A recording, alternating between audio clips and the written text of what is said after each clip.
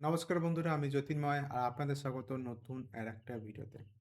বলা হচ্ছে বিএলএ দ্বারা মানে বালুচিস্তান লিবিয়ার আর্মির দ্বারা সবথেকে বড় অ্যাটাক করা হয়েছে পাকিস্তানের ওপর, যেখানে তারা নাকি ২০০ জন মতো পাকিস্তান পার্সোনালকে মেরে ফেলেছেন।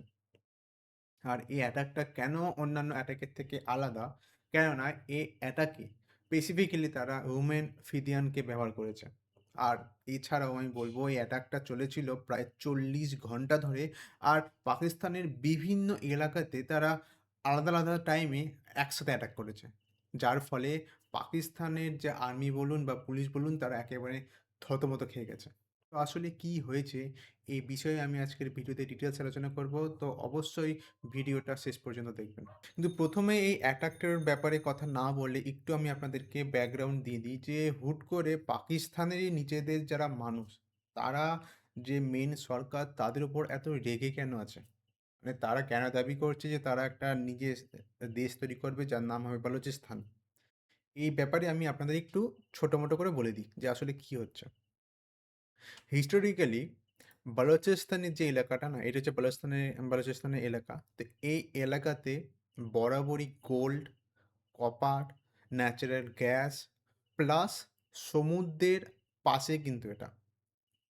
একদিক থেকে আপনারা বলতে পারেন যে পাকিস্তানের অন্যান্য জায়গার তুলনায় বালুচিস্তানের জায়গার কিন্তু বেনিফিট অনেক বেশি।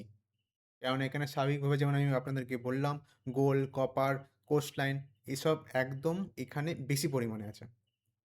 কিন্তু পাকিস্তানের যে মেইন সরকার, তারা বরাবরই এই অঞ্চলটাকে নেগলেক্ট করেছে। এই অঞ্চলের মানুষরা এখনো আন্ডার ডেভেলপ আছে। আর এই জিনিসটাই দিনের পর দিন তাদের মধ্যে বাজে এফেক্ট করেছে। যে তারা এটা দেখতে পাচ্ছে যে তারা মানে দেশের অন্যান্য যে রাজ্যগুলো আছে, তাদেরকে বেশি ফেসিলিটি দেওয়া হচ্ছে। কিন্তু যে রাজ্যে অন্যান্য রাজ্যের তুলনায় বেশি রিসোর্সেস আছে, সেই অঞ্চলটাকে পাকিস্তানের মেইন সরকার নেগলেক্ট করছে। যাই হোক, সেইজন্যেই এই বলুচিস্তানে যে মানুষগুলো আছে তারা একটা আর্মি তৈরি করে যার নাম হচ্ছে Balochistan liberation army. Short form হচ্ছে বিএলএ। তো এরাই দাবি করতে শুরু করেছে যে তারা নিজেদের যে বালুচিস্তানের যে অঞ্চলটা আছে তারা মানে আলাদা একটা দেশ হিসাবে তারা তৈরি করতে চায়। আর অবশ্যই পাকিস্তান সেটাকে অ্যালাও করবে না। তো এই নিয়ে বরাবরই অ্যাটাক হচ্ছিল এতদিন ধরে। কিন্তু গত ২-৩ বছর ধরে দেখবেন যে এই অ্যাটাকের ফ্রিকোয়েন্সিটা অনেক বেড়ে গেছে। আর যেই ঘটনার ব্যাপারে আমি এখন বলছি যে ২০০ জন পাকিস্তান পার্সোনাল মারা গেছে, এই ঘটনাটা কিন্তু বলা হচ্ছে এখনো পর্যন্ত সবথেকে বেশি ভয়াবহ। আর এর পেছনে আরেকটা কারণ হচ্ছে ও মা ওম এই ওমেন ফিদিয়ানস। যেটা আমি ভিডিও স্টার্টিং এ বললাম। যেটা কিন্তু খুবই আনলাইকলি। আর এখানে বিএলএ এটা বলেওছে যে তারা ১৮ জন ফাইটারের মধ্যে আ ১১ জন হিউম্যান ছিল যারা এই অ্যাটাকে মারা গেছে। এবার আমি আসি যে বলা হচ্ছে না যে ২০০ জন পাকিস্তান পার্সোনালকে মারা গেছে, মানে মারা হয়েছে তাদেরকে এর পেছনে তাদের স্ট্র্যাটেজিটা কি ছিল? মেইনলি তো ওমেন ফিদিয়ান।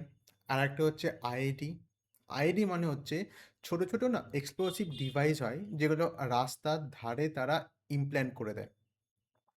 এবার তার আশপাশ দিয়ে যখন কোনো গাড়ি যায় বা মা হেভি কনভয়ে যায়, মিলিটারি কনভয়ে যায়, তখন সেগুলো ফেটে যায়।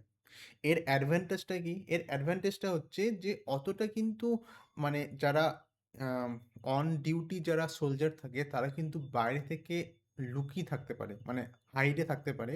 আর যখন গাড়িটা আসবে, যখন ফাটবে তখন সেখানকার যারা থাকবে তারা মারা যাবে। এটাই হচ্ছে মেইন স্ট্র্যাটেজি। আর এই স্ট্র্যাটেজিটাই কিন্তু দেখা গেছে যে বালুচিস্তানের যে মানুষরা প্রচুর পরিমাণে ব্যবহারও করে। আর এটা কিন্তু চিপ এবং এফেক্টিভ। সেজন্যে তারা এই ধরনের স্ট্র্যাটেজিগুলোকে বেশি পরিমাণে ব্যবহার করে থাকে। এছাড়া বলা হচ্ছে যে কার বম। আমরা যেমন দিল্লির কার ব্লাস্ট বম হয়েছিল কিছুদিন আগেই। সেই টাইপের অনেকটা এরা স্ট্র্যাটেজি ফলো করে এবং গাড়ির মধ্যে এক্সপ্লোসিভ নিয়ে যায় এবং যেখানে তাদের মেইন অফিসগুলো থাকে পাকিস্তানের, সেখানে গিয়ে তারা সেটাকে রেখে দেয় এবং এইভাবে তারা মেইনলি এই স্ট্র্যাটেজিটাকে চালু করেছিল। মানে চালিয়ে গেছিল এবং ৪০ ঘন্টা ধরে নাকি এই অ্যাটাকটা বালুচিস্তানের লিবারেশন আর্মি করেছিল। আচ্ছা, এবার আমি একটু ইউমেন ফিদেনের ব্যাপারে একটু আরো তথ্য দিই। ঠিক আছে? এই অ্যাটাকটা যে আরো সাকসেসফুল হয়েছে, এর পেছনে কিন্তু এনাদের অনেক বড় হাত। সবথেকে এটা একবার ভেবে দেখুন যে একজন মহিলা সুইসাইড বম্বারের কাছে যদি পাকিস্তানের আর্মি পার্সোনাল মারা যায়, সেটা কিন্তু এমনিতে তাদের কাছে খুব একটা ভালো খবর হবে না। কেননা স্বাভাবিকভাবে কিন্তু যেহেতু এখানে ওমেন ফিদিয়ানকে ব্যবহার করা হয়েছে, একটা কিন্তু ইন্টারন্যাশনালি মিডিয়া কভারেজ বালুচিস্তানের যারা পার্সোনালরা আছে এরা কিন্তু পাচ্ছেন। আর তাদের যে রাগ, তাদের যে অ্যাটাক হওয়ার পেছনে যে কারণ, সেটা কিন্তু ইন্টারন্যাশনাল মিডিয়ার কাছে আরো বেশি পরিমাণে পৌঁছে যাবে। কেননা নরমালি আমরা দেখে দেখে এসেছি এতদিন ধরে যে পাকিস্তানের মিডিয়া কিন্তু পুরোপুরি কন্ট্রোল মিডিয়া। তারা কিন্তু এই ধরনের খবরগুলোকে যতটা পারবে তারা সাপ্রেস করে রাখবে।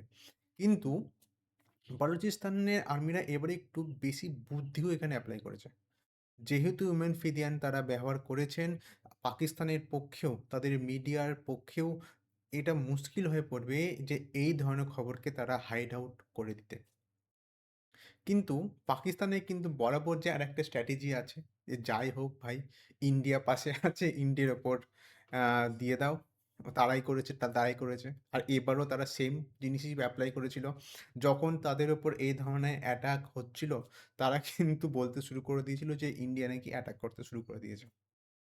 কিন্তু ইন্টারন্যাশনাল মিডিয়া বলুন বা ভারতের মিডিয়া বলুন, কখনোই পাকিস্তানের আর্মিকে বা তাদের মিডিয়াকে অত সিরিয়াসলি নেয় না।